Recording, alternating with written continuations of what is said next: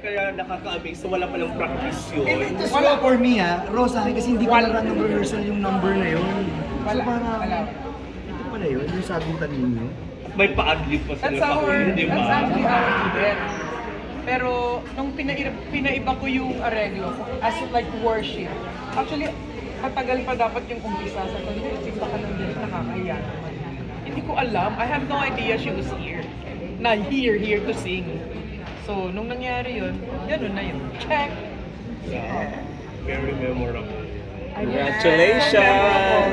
Thank you! Yes, God bless. Thank you. Jaya.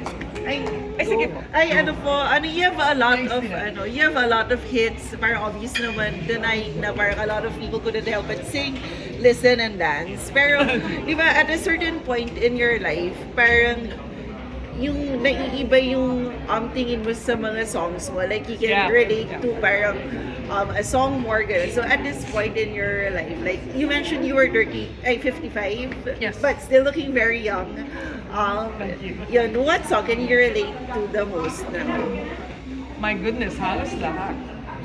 I've been in love, I've fallen out of love, nagkaroon ako ng first marriage that broke.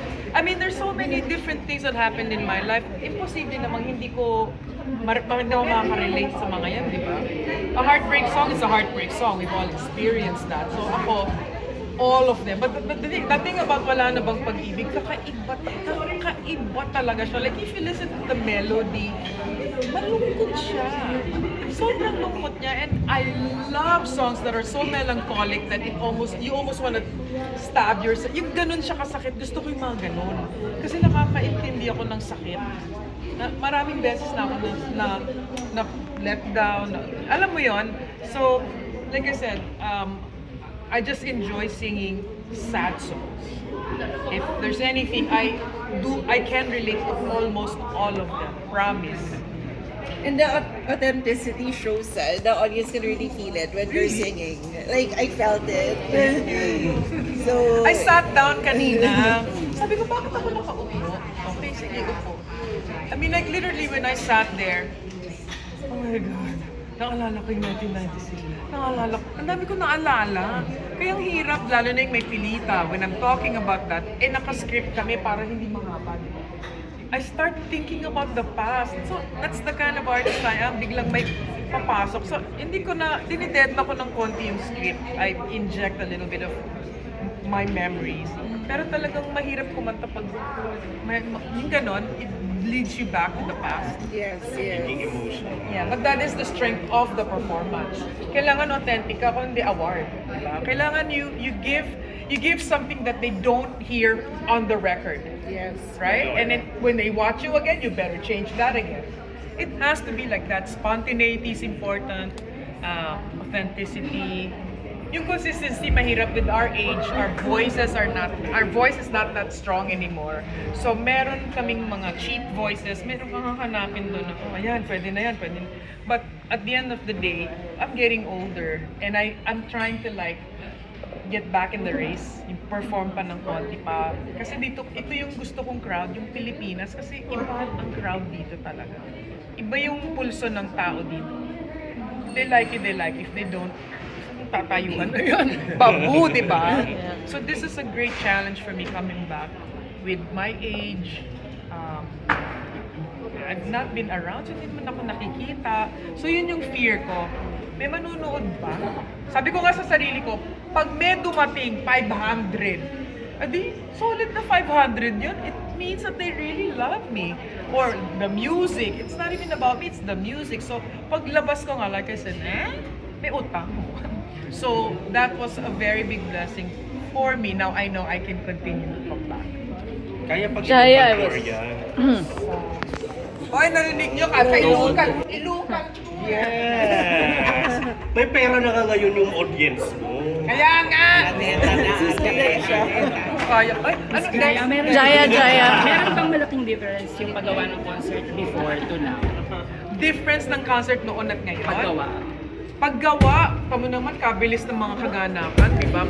Parang lahat ngayon, madali nang i-achieve.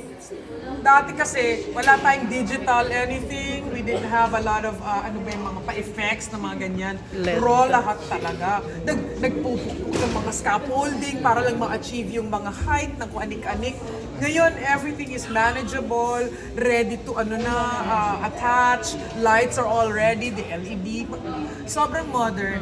So, wala nang masyadong challenge. Ang challenge na lang is how you're going to do the line up at saka yung ano ba yung areglo. So na-involve, first time ko talagang na-involve sa pag-ayos ng concert.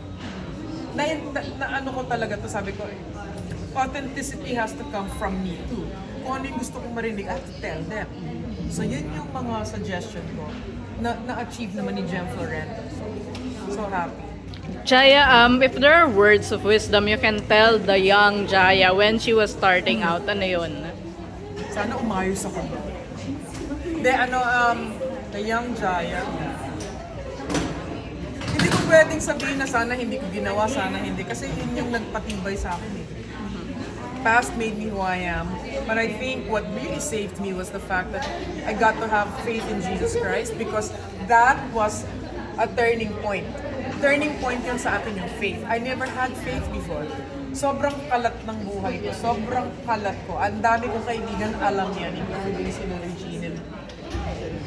Wala namang mawawala if I do that. So inisip ko, let me check. If I do that, because Augie asked me to do Bible study, after that, my life's never been the same. So that girl from back then, sasabihin ko sa kanya, don't worry, mababago yung buhay mo. Go ka lang, huwag kang mag-give up at huwag kang matakot kasi maraming taong darating sa buhay mo na dadaling ka talaga dun sa tamang lugar at sa tamang panahon and you will get to know your Lord and Savior and you will be okay. Kasi okay lang yung mga past na tsaka. Okay lang. Because at the end of the day, you're going to have victory in your life. So, these are my small victories, big victories, kung ano man yan. Happy.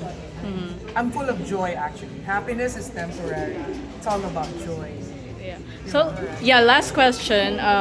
Are you willing to do cross-platform collaborations? What I mean is that, di ba ngayon nauso like sa theater, they do like the music of Ben and Ben, the music of Jonathan Manalo, let's say the music of Jaya, and maybe probably a fashion show. Kasi ngayon, di ba, parang meron yung SB19 and Francis Liberan. Yeah. So, what do you think about those? It's up to them kung may kukuha sa akin. But I think we're doing a collab with Hev Abby.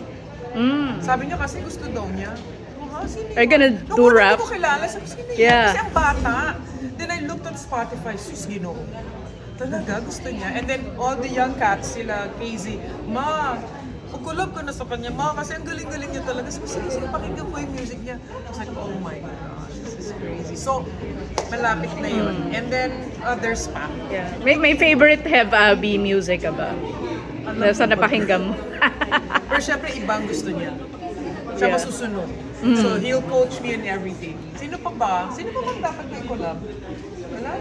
Ben and Ben. Jaya ng ano. Kamay. Guys, ano po tayo? Last two questions. Oh.